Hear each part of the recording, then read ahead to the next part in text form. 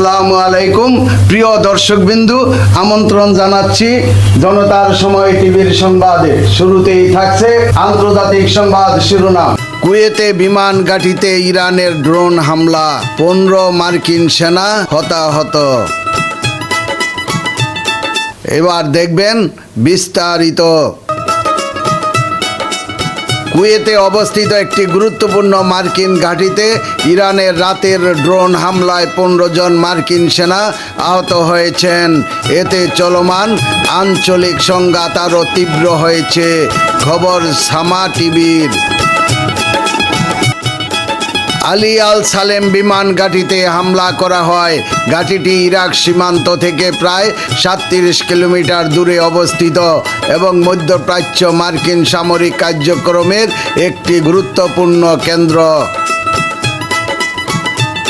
মার্কিন কর্মকর্তাদের বরাতে জানা গেছে, আহতদের বেশিরভাগই চিকিৎসা নিয়ে আবার দায়িত্বে ফিরে গেছেন। মার্কিন সেন্ট্রাল কমান্ডের এক প্রতিনিধি জানান, ইরানকে ঘিরে চলমান এই যুদ্ধে এখন পর্যন্ত মোট 373 জন মার্কিন সেনা আহত হয়েছেন। এরই মধ্যে প্রায় 330 জন আবার কাজে ফিরছেন, তবে 5 জনের অবস্থা এখনও গুরুতর। ইরানের ইসলামিক রেভলিউশনারি গার্ড কর্পস IRGC-র দাবি করেছে এটি তাদের সম্মিলিত হামলার 98তম ধাপ। তারা জানায়, এই হামলায় কুয়েতের ওই ঘাঁটির পাশাপাশি ইরাকের ক্যাম্প ভিক্টোরি এবং ইসরায়েলের বিভিন্ন শহরে আঘাত হানা হয়েছে।